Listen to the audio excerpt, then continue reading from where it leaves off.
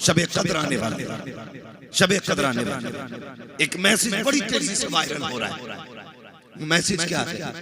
माफ कर देना, जिंदगी में कोई खता हो गई हो तो। चल रहा है ना, लोग मांग रहे हैं ना माफी। हैरत की बात है, जो बंदा दुनिया से माफी मांग रहा है, उसने अपने घर में अपने बाप से माफी नहीं मांगी। उसका भाई उससे घर में नाराज है और ये सोशल मीडिया पे छोड़ रहा है। माफ कर देना कभी दिल दुखा हो, जिससे कभी वास्ता न पड़ा, उसके आगे गिड़गिड़ा रहा है। और जिस बाप ने तुझे लुक में करके खिलाया, जिसने तुझे नजर बड़ा किया, जिसने पलक पलक तेरी परवरिश की, उस बाप से माफी मांगने की फुर्सत क्या करोगे ऐसे मैसेज डाल करके, जिसमें तुम जमाने में तो अपनी शराफत दिखाओ और अपने बाप से माफी मांगने की फुर्सत, अपनी माँ से माफी मांगने की फुर्सत। हम सोशल मीडिया पे इसलिए मैसेज डालते हैं ताकि लोगों की नजर में हम पसंद हो जाए। यार घमंड नहीं है इसमें सोशल मीडिया पे माफी मांगना, तकब्बुर नहीं है इसमें सोशल मीडिया पे माफी मांग रहा है। और यार दुनिया वालों से माफी ना मांग, पहली जिम्मेदारी तेरी है। पहले अपने बाप को देख, कहीं वो तुझसे नाराज तो नहीं है। माँ को देख, कहीं उसका दिल तो तुझसे टूटा हुआ नहीं है। बहन को देख, कहीं वो तेरी वजह से आंसू तो नहीं बहाती है। भाई को देख, कहीं तेरी वजह से वो नाराज तो नहीं है। पहले इस पूरे परिवार को देख, हमारी कौम दुनिया में तमाशा करती है, लेकिन कभी बाप का ख्याल नहीं आता, कभी माँ का ख्याल नहीं आता। अगर कहा जाए जवान बाप को राजी कर ले, कहता क्या करूं मौलाना, मेरे बाप माफ नहीं करते हैं। नादान तूने बाप को जाना नहीं है। बाप के सीने में जो दिल है, बजागर ये देखने में सख्त है, लेकिन अंदर से बड़ा नर्म होता है। अगर तुझे लगता है तेरा बाप तुझे माफ नहीं करेगा, मेरी बात निकले, आज की रात चला जाना। तेरा बाप बिस्तर पे लेटा हो, आंख बंद हो, सो रखा हो, उसके पैरों की तरफ बैठ जाना, आहिस्ता से तलवे पकड़ के दबाने शुरू कर देना। जब तू पैर छुएगा, तेरे छूने के एहसास से बाप उठ के बैठ जाएगा। जैसे उठेगा, तुझे देखेगा, कहेगा क्या बात है बेटे, इतनी रात को क्यों बैठा है? कहना बाप माफी लेने आया हूँ, ये तू जुमला कह देना। फिर आंखों में झांक के देखना, खता तेरी होगी, बाप रोता नजर आएगा, गलती तेरी होगी, आंख में उसके आंसू होंगे। आगे बढ़ के सीने से लगा के कहेगा, रखते जिगर तूने आने में देर कर दी है, मैं तो तेरे आने से पहले तुझे माफ कर चुका।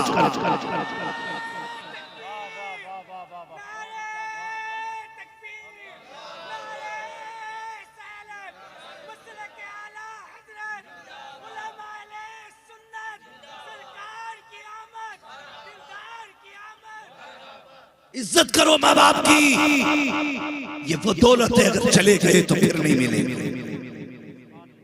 फिर नहीं मिलेंगे। आज ये है तो तेरा पास मिलने का वक्त है, आज ये है तो तेरे पास इनके पास बैठने का वक्त नहीं है।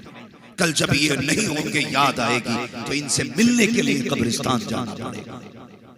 आज ये बोलते हैं तू नहीं बोलता, कल तू बोलेगा ये नहीं बोलेगा। तरस जाएंगे तेरे कान इनकी आवाज सुनने के लिए। रोगे यार कहाँ गई वो दौलत। मेरा जवानों मेरे बच्चों मेरी बात गौर से सुनना। आज रात के 12 बजे घर में आते हो, बाप कहता है इतनी रात को कहाँ था? तो कहता मैं कोई बच्चा नहीं हूँ, मुझे रोकने की जरूरत नहीं है। अगर तू 3 बजे आए, तेरा बाप तुझे टोक देता है इतनी रात तक आया न रहा कर, तो तू अकड़ जाता अपने बाप पे। कसम खुदा की ये आवाज तेरे लिए अजाब नहीं है, ये खुदा की रहमत है। रहमत है ये आवाज। कल जब ये आवाज बंद होगी और तू 3 बजे आएगा, कोई तुझे टोकने वाला नहीं होगा, कोई रोकने वाला नहीं होगा। तब तेरी कान तलाश करेंगे उस आवाज को जो रात के 3 बजे आया करती थी और तुझसे कोई पूछा करता था बेटे इतनी रात तक कहाँ था? हाँ साहिब, ये बाप होते हैं, ये माँ होती है। जब दुनिया तुमसे बेफिक्र होती है, ये तुम्हारी फिक्र में रहते हैं। तेरे दुश्मन नहीं है, तुझसे हसद नहीं है, तुझसे चलते नहीं है, तुझसे डरते नहीं है। मेरे भाई गौर से सुनना, जब तू रात को 3 बजे गायब हो जाता है, इसको नींद नहीं आया करती है, ये बिस्तर पे करवटें बदलता रहता है। तूने इस बाप की कदर नहीं की, इसकी मोहब्बत को नहीं पहचाना। ये 3 बजे तुझे उठ करके जो डांटता है, तुझे जलील नहीं करता है, बल्कि तुझे बताना चाहता है बेटे मैं इतना प्यार करता हूँ, इतना प्यार करता हूँ कि तूने 3 बजे घर में एंट्री की है, अभी तक मेरी आंख नहीं लगी है। हाँ जवान, तू 3 बजे आता है, ये जागते रहते हैं। कभी दिल पे हाथ रख के बता, जब ये 3 बजे आए हैं, कभी तूने भी जाग के इंतजार किया है कि नहीं? कभी तूने भी इनका इंतजार किया कि नहीं? साकिब हम रातों में चला करते हैं, रोडों पे दिखाऊंगा, कई बार बूढ़े बूढ़े लोग लाठी लेकर के रोड पे उतर आते हैं। हमने गाड़ी रोक के पूछा बाबा इतनी रात को क्यों खड़ा है, कहीं जाना है या सवारी का इंतजार है? वो कहता नहीं नहीं बेटे तू जा, मैं किसी काम से खड़ा हूँ। बाबा बता तो सकी काम क्या है? तो वो कहता है बेटा काम से गया था, अभी पलट के नहीं आया है, रोज शाम को आ जाता था, अभी तक नहीं आया, इसलिए राह पे निकल के आ गया हूँ ताकि बेटे का जल्द अज जल्द पता चल जाए। वो मेरे भाई नसीब वाला है जो तेरी राहें तकने वाले मौजूद हैं, मुकद्दर वाला है जो तुझे प्यार करने वाले मौजूद हैं। इनके इंतकाल के बाद चाय पी के बेटा कहने वाले 1000 मिलेंगे, पैसे लेके दुआएं देने वाले 1000 मिलेंगे, लेकिन याद रख जो बिना लालच के रातों को उठ उठ करके तुझे दुआएं देता है वो तेरे माँ बाप के सिवा दुनिया में कोई दूसरा नहीं। नारे तकबीर, नारे रिसालत, उलमाए अहले सुन्नत, मसलके आला हजरत, जश्ने दस्तार बंदी, नारे तकबीर, नारे रिसालत। इज्जत करो माँ बाप की, कदर करो। ये रूठे हैं तो इन्हें मना लो, ये नाराज है तो इन्हें राजी कर लो। ये नाराज है तो इन्हें राजी करो, ये तो माँ बाप है। मैं जाओ मिंबर से लेके नीचे तक, ए टू जेड, अमीर से लेके गरीब तक, हाँ मजदूर से लेकर के अधिकारी तक, कोई एक बंदा ऐसा दिखा दो जिसने अपने बाप से ज्यादा प्यार करने वाला किसी को देखा। नहीं दिखा सकते, नहीं दिखा सकते। इसलिए आप उसकी मोहब्बत को तब समझेंगे जब आपके आगे औलाद होगी। उन्होंने आपकी फीस भरने में, आपके कोर्सेज के लिए ओवर टाइम ड्यूटी करके तुम्हारी कोर्स और तुम्हारी फीस जमा की, तब जाके तुम्हारी जेब पे कलम, तब जाकर के लोगों ने तुम्हें सैल्यूट और सलाम किया। वरना अगर वो बचपन में तेरा हाथ छोड़ देते ना तो कोई तुझे मुंह लगाने वाला नसीब नहीं होता। कलम तो बड़ी बात है, कोई मुंह लगाने वाला नसीब नहीं होता। आज सोशल मीडिया पे मैसेज डालते रहते हो, घर में बूढ़े माँ बाप रोते रहते, क्या नतीजा ऐसे मैसेजों से? क्या फायदा ऐसी माफियों से? तूने यारों से बात करने के लिए 250 का रिचार्ज कराया, वो बाप को 10 रुपए की दवा न दिला सका। जब घर से निकलते हो तो मुंह होता गुलाब जैसा, बूढ़े माँ बाप से मिलते हो तो कुत्ते जैसी शक्ल बना लेते हो। इतना बोझ है बाप का लहजा। जाओ जाकर के देखो, जो लाइन सवारते हुए मरा वो किसी का बाप, जो ठेला ढोते हुए मर गया वो भी किसी का बाप था, जिसे गाड़ी ने मजदूरी करते वक्त रोड पे कुचल डाला वो भी किसी का बाप था। कौन सी चीज थी जो इसे रोड पे ले आई? सिर्फ एक पेट की बात होती तो अपना पेट तो कुत्ता भी पाल लेता। औलाद के लिए ये रोड पे आया, इसने जान दे दी। मैं एक ऐसे शायर को जानता हूँ यार, जिनके मुंह पे कैंसर हुआ, मुंह में कैंसर हुआ, पूरा गाल कट गया, औलाद के लिए बाप की कुर्बानी दी। हुजूर की नात पढ़ते थे तो नात पढ़ते पढ़ते खून आ जाता था, कपड़ा लगा के नात पढ़ते थे। किसी ने कहा हज़रत इतनी मेहनत किस लिए? तो बाप बाप होता है। वो कहते थे मैं कुछ दिन का मेहमान हूं, मैं कुछ दिन का मेहमान हूं, चाहता हूं अपनी जिंदगी में औलाद के लिए कुछ कर जाऊं। ये बाप है जो मरते मरते औलाद के लिए कर जाता है। और आज ये औलाद है, मास्टर बन गया, कलेक्टर बन गया, जेब पे कलम लग गए, बाप को 10 रुपए की दवा दिलाने का वफादार है। और हम कहें गौस का दामन नहीं छोड़ेंगे और फलां का दामन नहीं छोड़ेंगे। पकड़ा कब तूने? गौस का दामन उसके हाथ में है जिसके हाथ में बाप का दामन। गौस का दामन उसके हाथ में है जिसके हाथ में माँ का आंचल। माए गोलियों के लिए तरसती रह गई और तू यारों की बैठकों में हजारों रुपए उड़ा के आ गया। दोस्तों से माफी मांगते हो, कोई दिल तू गया हो तो माफ कर दे। उस दिन तुझे याद नहीं आया वो दिन जब बाप ने दवा का पर्चा निकाल के दिया था और तूने हाथ में लेके यूं मोड़ के फेंक के कहा था तुम्हारे खर्चे उठाऊंगी अपनी औलाद के। तुझे वो झटका बाप के दिल पे जो लगा वो तुझे याद नहीं आया? जब औलाद बाप से कहती है तुम्हारे लिए कमाऊंगी औलाद के लिए, उस दिन बाप को शक होता है ये मेरा बेटा है या किसी और का। तहकीकें चल रही हैं, चलते फिरते मौतें हो रही हैं, हार्ट अटैक से मौत। डॉक्टर तो ये कहते थे 40 साल से पहले हार्ट अटैक नहीं, लेकिन अब कौन सी उम्र है जिसमें हार्ट अटैक नहीं? 35 साल की उम्र में हार्ट अटैक, 40 साल से पहले हार्ट अटैक होता है। लोग कहते हैं कि अब जो कोलेस्ट्रॉल है, तेल खा रहे हैं लोग। मैंने कहा पहले खालिस तेल खाते थे, अब तो फॉर्चून खाते हैं, फिल्टर खा रहे, फिर भी हार्ट अटैक। कहता चिकनाई की वजह से मरा, कोई कहता चर्बी की वजह से मरा, कोई कहता कोलेस्ट्रॉल की वजह से मरा, कोई कहता खून गाढ़ा पड़ गया था। मैं कहता हूँ याद कर, अगर कोई औलाद वाला गया है, लोग कहते हैं कि ये हार्ट अटैक से मरा, मैं कहता हूँ सोच तो सकी, इसे हार्ट अटैक चर्बी की वजह से नहीं आया, कोलेस्ट्रॉल की वजह से नहीं आया, बल्कि वजह ये है जिस दिन रात में तू घर में आया था, तूने दरवाजा खटखटाया था, बाप की आंख लग गई थी, दरवाजा खोलने में देर हो गई थी, तूने दरवाजा खुलने पे अपने बाप को कुत्ते की तरह झिड़का था और ये कहा था कि तुम्हें पता नहीं कब से दरवाजे पे खड़ा हूँ, तुम्हारी आंख क्यों नहीं खुली। उस दिन तेरे बाप के दिल को झटका लगा था, जिस झटके ने पूरे बदन का खून 5 सेकंड के लिए रोक दिया था, फिर 5 सेकंड के बाद वो खून नसों में दौड़ा, फिर एक जगह खून जमा रह गया था, धीरे धीरे उसकी गांठ बनी और चलते चलते वो दिल तक आया, उसने आके दिल की नस को बंद किया, दिल की धड़कनें बंद हो गई। दुनिया कहती है ये हार्ट अटैक से मरा है, मैं कहता हूं नहीं, ये हार्ट अटैक से नहीं मरा, बल्कि इसको औलाद के ताने और उसकी गालियों ने मार डाला। हाँ, उसे औलाद की गालियां खा गई। खुदा के वास्ते परदेश से कमाते हो, माँ बाप को तुम्हारी दौलत से कोई मतलब नहीं। लिख लो मेरी बात।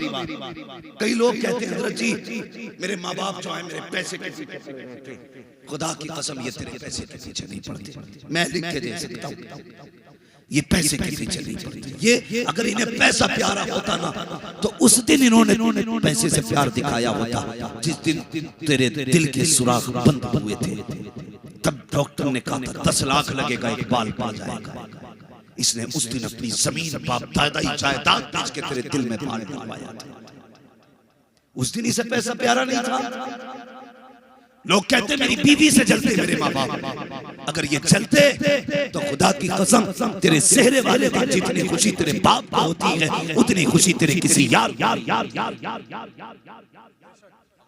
जलते तो तेरा निकाह ही नहीं करते, ये तेरा गला दबा के मार देते, ये चलते नहीं। एक जवान कहने लगा मुझसे तकलीफ क्या है माँ बाप को जानते हो? एक जवान खुद कहता मुझसे, कहता हजरत मैं कुछ पूछना चाहता हूँ। मैंने कहा पूछ। उसने कहा बात यह है कि मैं जब घर में आता हूँ मेरी बीवी मुझसे लड़ती है, मैं लड़के बगैर खाए खाना सो जाता हूँ, मेरी माँ देखती रहती है। लेकिन कहता इधर मैं करवटें बदलता रहता हूँ, उधर माँ करवटें बदलती रहती है। जब सुबह उठ के मैं काम पर बगैर खाए जाता हूँ ना मेरी माँ रोती है, वो चाहती है कि रात उठ के खाना खिला दे मुझे, लेकिन मेरी बीवी की गालियों की वजह से मेरी माँ मुझे उठाने नहीं आती। वो कहता मैं क्या करूं? लोग खुल के क्या कह जा रहे हैं, जिन औरतों की वजह से तेरे माँ बाप परेशान है, आग लगा दो, घर से निकाल दो। कह दो हमें औरत प्यारी नहीं है जो माँ की इज्जत नहीं कर सकती, हमें औरत प्यारी है जो हमारी माँ की भी इज्जत करेगी, हमारे बाप की भी इज्जत।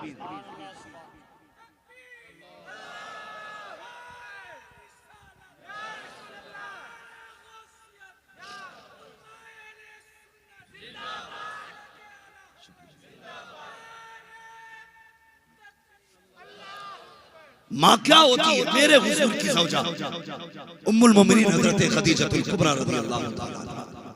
ये कौन है? ये कौन है? कायनात पे इस्लाम का एहसान है, लेकिन ये वो खातून है जिनका इस्लाम का एहसान है, जिनको मेरे हुजूर ने मोहसिन इस्लाम फरमाया। मेरी खदीजा वो है जिसका इस्लाम का एहसान है। मैं उन औरतों की बात नहीं करता जिनकी रात भी सीरियल के आगे गुजरती हो, जिनका दिन भी टीवी के आगे गुजरता हो। मैं उस माँ की बात करता हूं जिसने इस्लाम पे एहसान किया। जब हुजूर के निकाह में आई थी तो आपके कपड़ों में सोने के तार पड़े हुए थे, लेकिन जब दुनिया से जाने का वक्त आया था तो आपके कपड़ों में 16 पैबंद लगे हुए थे। वो खातून जिसको मलका अरब कहा जाता था, उसने सारी दौलत इस्लाम के लिए लुटा दी। वो खातून एक दिन ना हुजूर की रिजाई अम्मी, सगी अम्मी नहीं, रिजाई माँ, वो माँ नहीं जिसने पैदा किया, वो माँ जिसने दूध पिलाया, हुजूर के घर आ गई। उम्र 60 साल। हजरत हलीमा सादिया आई ना तो हजरत खदीजतुल कुबरा की दौड़े लग गई। कभी इधर से उधर, कभी उधर से उधर, हाथ बांध के खड़ी हो गई।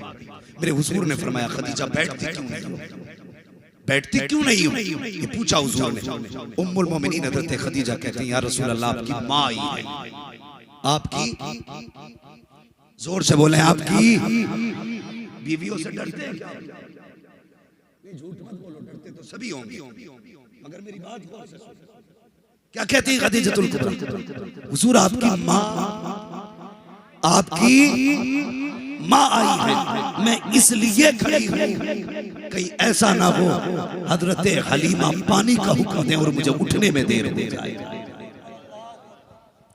इस डर से खदीजा बैठी नहीं कि हजरत हलीमा के हुक्म पे उठने में देर ना हो जाए। ये सास का आज तो अगर माँ बेटे को आवाज दे, बेटा उठ के जाए, कहां जा रहे हो? इसकी तो आदत है टटराने, ये तो भौंकती रहती है। मेरी बहन, मेरी बेटी, जिसके कदमों में तेरी जन्नत है ना, इसकी जन्नत तेरी सास के कदमों के नीचे। ये याद रखना, इसकी जन्नत तेरी सास के कदमों के नीचे। तो माँ को दुख रहता है बेटे की सेहत का, उसे दुख रहता है बेटे की जिंदगी का। बेटों की भी जिम्मेदारी है वो माँ बाप को राजी करे। ऐसी रात आने वाली है जिस रात में अल्लाह बनु कल्ब की बकरियों की तादाद की बालों की मिकदार में गुनाहगारों की मग़फ़िरत फरमाए। मगर याद रखिए, माँ बाप के नाफरमान इस रात में भी नहीं बख्शे जाएंगे। कुछ भी हो तो कुछ भी कर लो, माँ बाप नाराज है तो बख्शिश नहीं होती। पहले माँ बाप को राजी करो, उसके बाद अल्लाह तुमसे राजी, उसके बाद अल्लाह तुमसे राजी। आएगी इबादत की रात, लोग एक दूसरे से कहेंगे आज रात भर जागना, इसलिए कह रहा था कि मेरे जागने का लिए गवाह हो जाए। हाँ, हमारे कई सारे नौजवान गाड़ी का यूं एक्सीलेटर खींचेंगे, इलाके का कोई कब्रिस्तान नहीं जहां चक्कर न मार के आए।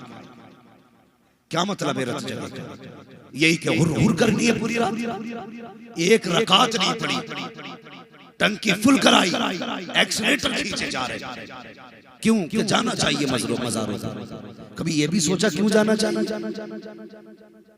सिर्फ चक्कर लगाने का हुक्म इसलिए कि जाओ कब्रों को देखो और अपनी मौत याद करो, इसलिए कब्रिस्तान जाना चाहिए। कब्रिस्तान जाओ, अपनी मौत याद करो और फिर रो रब के आगे, मालिक वो भी दिन आना है, एक दिन मैं भी मनो मिट्टी नीचे आऊंगा, लोग मुझे भी दफना के पलट जाएंगे, अपना भी कोई कब्र पे नहीं रहेगा, अंधेरा होगा। अगर तेरे महबूब ने चेहरा मेरी तरफ न किया तो क्या बनेगा? हाँ, लहद में इश्क़ रुखे शह का दाग लेके चले, अंधेरी रात सुनी थी चराग लेके चले। कोई कब्र की तैयारी करे यार, कब्र की तैयारी करे। कोई सच्चा यार नहीं है कब्र का। वो लोग जो कहते हैं ना तेरे बगैर चौराहे पे दिल नहीं लगता, उस वक्त तक चाय अच्छी नहीं लगती जब तक तू दस्तरखान पे ना हो। जो कहते थे तेरे साथ जिएंगे, तेरे साथ मरेंगे, तेरी मौत आने की देर है, कोई तेरे कपड़े उतारने तैयार नहीं होगा।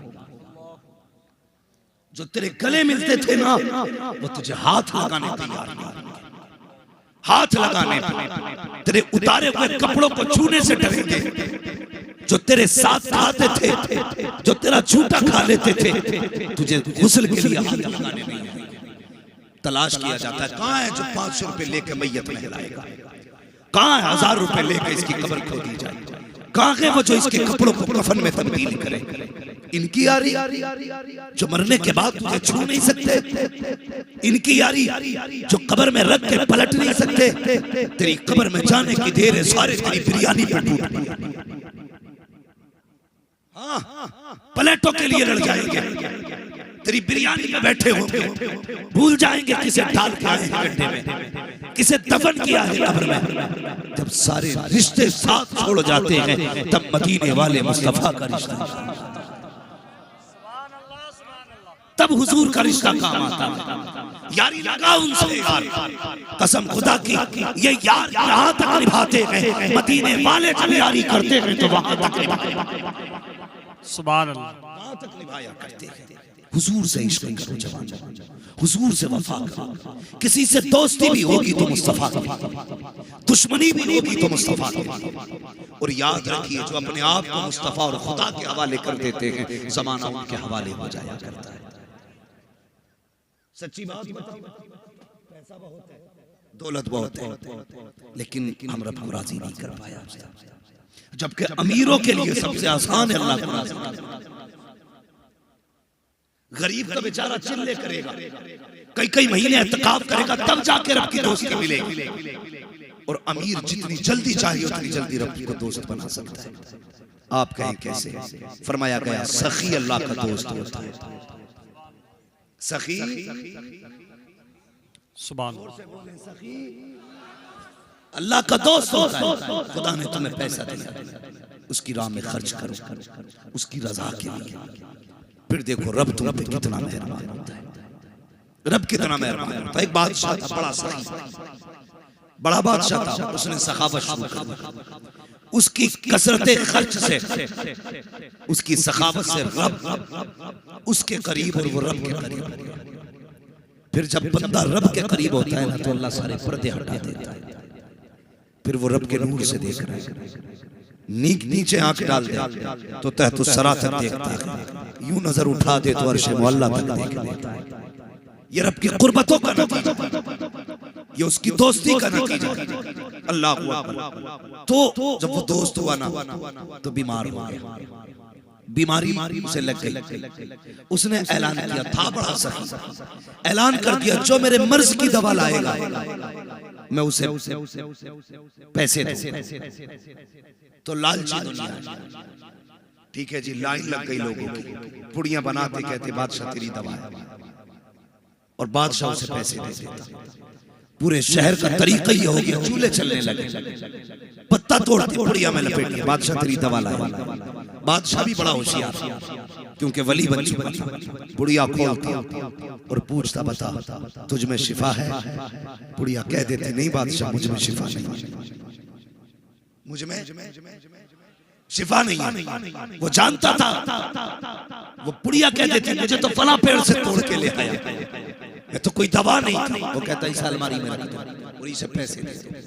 इत्तेफाक से ना उसी गांव में एक माँ थी और एक बेटा था, मगर जानते हो थे दोनों तहज्जुद गुजार। बेटा कहने लगा, माँ कई दिन हो गए फाके करते करते, मुझे भी इजाजत दे, पुड़िया मैं भी ले जाऊं, घर का कुछ खर्च चल जाए। माँ ने कहा नहीं बेटे, मैंने तुझे हलाल के हुक्म से जवान किया, हराम का आज तक लुक़मा नहीं पड़ने दिया। यही वजह है पूरी रात तू रब के आगे खड़ा रहता, हलाल हुक्मों की बदौलत है जो तू सजदे करता है। बेटे ना, आज हलाल हराम का लुक़मा खा के अपनी रोजी कर। बेटे ने इसरार किया, माँ फिर कब तक ऐसी गरीबी झेलते रहेंगे? माँ ने कहा, अच्छा बेटे अगर तुझे दवा लेके ही जानी है तो सुबह तक इंतजार कर। माँ थी, कोई गाने सुनने वाली माँ नहीं थी, टीवी के आगे डांस करने वाली माँ नहीं थी। वो माँ ऐसी थी, जब दुनिया सो जाती थी तो मुसल्ला बिछाती थी, मुसल्ला बिछाती थी। आज जब बेटे ने कहा ना मुझे पुड़िया लेके जानी है, माँ ने कहा सुबह तक का वक्त दे। माँ ने मुसल्ला बिछाया, कभी यासीन पढ़ रही है, कभी रहमान पढ़ रही है, कभी सूरे मुल्क पढ़ रही है। आधी रात से ज्यादा सजदों में गुजार दी, नमाज में गुजार दी। तहज्जुद का वक्त आ गया, जब फजर से पहले का वक्त आया, अब उसने हाथ उठा दिए, रो के कहती है, या अल्लाह आज तक कुछ नहीं मांगा है, ए मेरे मालिक सुबह मेरा बेटा हक बादशाह के पास जाएगा, जो चीज लेके जाए अल्लाह बादशाह के हक में, उसमें शिफा अता फरमा देना। एक माँ ने इतनी दुआ की, जब सुबह का वक्त आया माँ ने दूध उठा के दिया, दम किया, कहा ले बेटे दुनिया दवा लेके गई है, तू दूध लेकर के चला जा। बच्चे ने दूध की उल्टियां उठाई, बादशाह के दरबार में पहुंचा, कहा बादशाह मैं तेरे लिए दूध लेके आया हूँ, ये तेरी दवा है। जैसी बादशाह ने इतना सुना, बाल्टी हाथ में पकड़ी, दूध से कहा क्या तुझ में शिफा है? हर चीज से आवाज आ रही थी, बादशाह आज इसमें ही शिफा नहीं बल्कि जिसे हाथ लगा देगा उसमें शिफा हो जाएगी। इसलिए आज एक माँ ने मुसल्ला बिछा करके रब से तेरे लिए शिफा की भीख मांगी। नारे तकबीर। शुक्रिया शुक्रिया।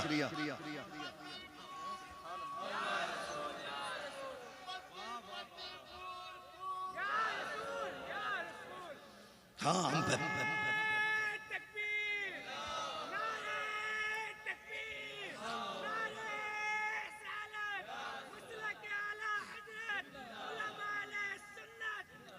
नियतों में खुलूस नहीं रहेंगे, हमारी खुलूस नहीं। सही बात यह है कि हम जब कोई काम करते हैं उस वक्त ये ख्याल भी निकल जाता दिमाग से कि खुदा देख रहा है, खुदा देख रहा है। अभी रस्म चली है सबक अपने इलाके में भी, इज्तिमाई निकाहों की रस्म, मैं इससे इनकार नहीं करता। जो अहले सरवत लोग हैं मैं गुजारिश करता हूँ आप गरीबों के निकाह में मदद करें, लेकिन तुम्हें खुदा का वास्ता, जो तस्वीरें मैं अखबारात में देखता हूँ, सोशल मीडिया पे देखता हूँ, दिल दुखता है, दिल दुखता है। 70 दूल्हे बैठाए जाते हैं, फोटो लिया जाता है, अखबार में चिपकाया जाता है, फला हजरत के हाथ से 70 लड़कों का निकाह, बेटियां सुर्ख जोड़ों में बैठाई जाती हैं, लेकिन कसम खुदा की जब उनके फोटो लिए जाते हैं वो दुल्हन नहीं लगती, सुर्ख जोड़ों में लिपटी हुई लाश।